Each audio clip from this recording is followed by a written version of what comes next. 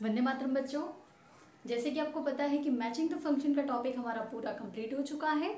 तो आज हम करने जा रहे हैं उसकी कुछ एक्सरसाइज।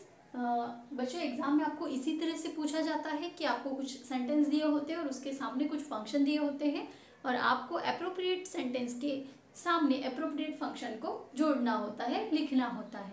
तो एग्जाम के पॉइंट ऑफ व्यू से आज हम प्रैक्टिस करेंगे। तो शुरू करते हैं, ध्यान से देखिएगा। सबसे पहले हमने कुछ सेंटेंस लिखे हैं। पहला है, okay, Deepak can solve this problem soon. Deepak इस समस्या को जल्दी ही सुलझा लेगा। तो यहाँ पे दीपक की क्या बता रहा है? दीपक की किसी समस्या को सुलझाने की जो कैपेसिटी है, क्षमता है, उसको दिखाया है। और ये हमने किससे जाना? जो कैन मॉडल ऑक्सिलरी का इस्तेमाल किया है उससे हमें पता चलता है। तो यहाँ पे दीपक की एबिलिटी शो हो रही है। तो यहाँ पे क्या आएगा? Expressing ability. ठीक है, ये पहले का आएगा।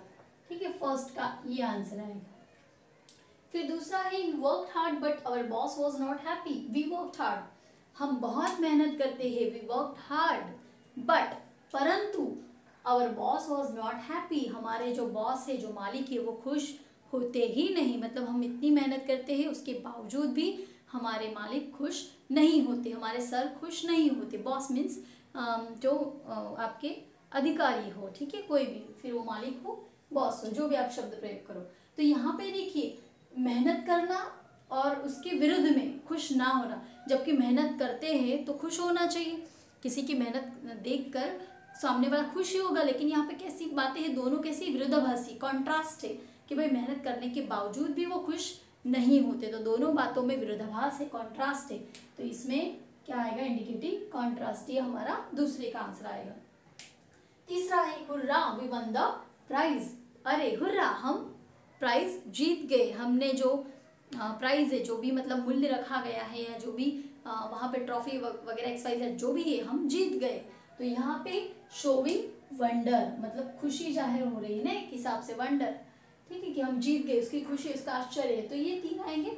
ठीक है, एक आपको एक्स्ट्रा दिया ही होगा क्योंकि मतलब 3 सेंटेंस है तो 4 ऐसे दिए हैं, या फिर इनको उल्टा सीधा दिया है, दोनों में से कुछ भी हो सकता है।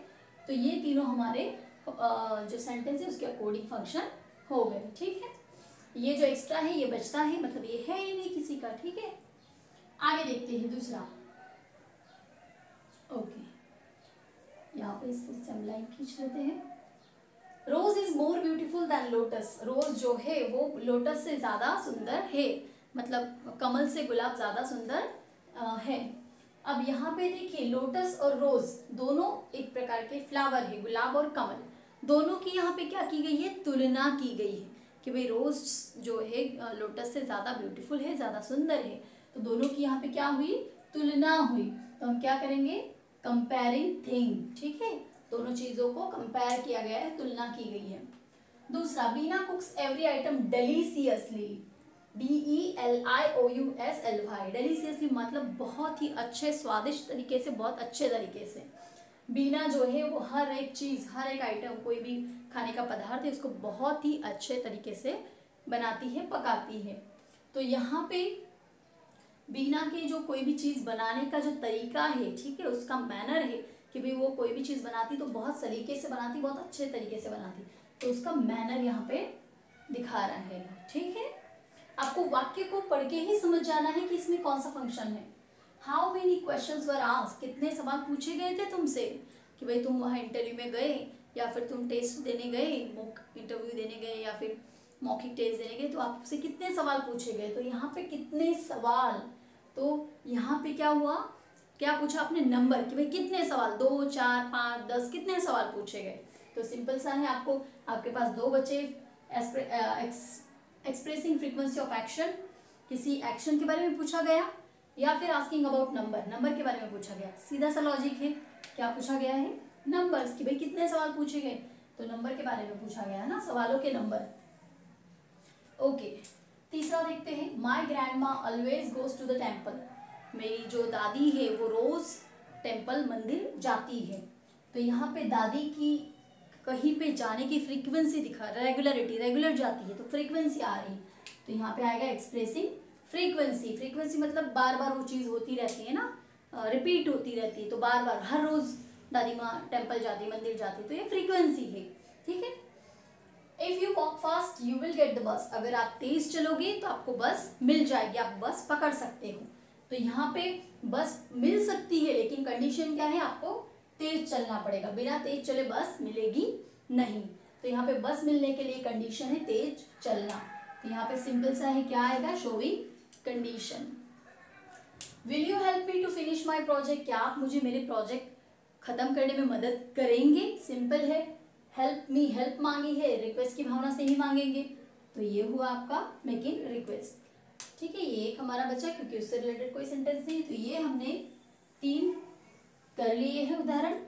अब यहाँ पे मैंने ये 2 आपके लिए रखे हैं, इनको आपको होमवर्क में करना है, ठीक है। मैं यहाँ पे लिख देती हूँ HW, प्रैक्टिस हो जाएगी एग्जाम रिलेटेड। पढ़ लेते हैं हम। The dog jump over the wall, dog जो है उसने दीवार से जंप की। I have never seen an English film, मैंने इंग्लिश फिल्म मूवी नहीं देखी है। You must follow the traffic rules, आपको ट्रैफिक के नियमों का पालन करना चाहिए, अवश्य करना चाहिए। और उसके सामने हमने फंक्शंस लिखे हैं, frequency of action, expressing obligation, describing past event, expressing necessity, ठीक है। अगला है नीचे, tea is too hot for me to drink, चाय पीने के लिए बहुत ही गर्म है, मैं नहीं पी सकती, like that. I am mister Shah from Limdi, मैं लिमड़ी से मिस्टर शाह हूँ, लिमड़ी एक जगह, ठीक है, वहां से मैं मिस्टर शाह बोल रहा हूँ या मिस्टर शाह हूँ, अगर एट प्रेजेंट है तो हूँ। We celebrate Janmashtami in the month of August, हम अगस्त महीने में जन्माष्टमी सेलिब्रेट करते हैं। उसके सामने फंक्शन दिए हैं, describing comparison, describing time, describing person, describing result. किसी व्यक्ति की कंपैरिजन, 2 चीज़ों या व्यक्ति के बीच में कंपैरिजन है, समय दर्शा रहा है, व्यक्ति को दर्शा रहा है, या किसी परिणाम को दर्शा रहा है, ठीक है। तो इस तरह से आपको ये वाक्यों के सामने उसका राइट फंक्शन जोड़ना है, ठीक है। एग्जाम रिलेटेड आपकी तैयारी भी हो जाएगी। तो ये हमारा मैचिंग द फंक्शन का टॉपिक यहाँ पे कंप्लीट होता है। आई होप कि आपको बहुत अच्छे से समझ में आया होगा। अभी भी जिन बच्चों को दिक्कत है, जिनको समझ में नहीं आया है, वो जाके हमारे वीडियोस देखें, क्योंकि इस टॉपिक को हमने बहुत डिटेल में चलाया है, एक एक उसके पार्ट्स करवाए हैं, छोटी छोटी डिटेल्स, जो टाइप्स ऑफ सेंटेंस है, पार्ट्स ऑफ स्पीच है, उनको भी बहुत डिटेल में किया है।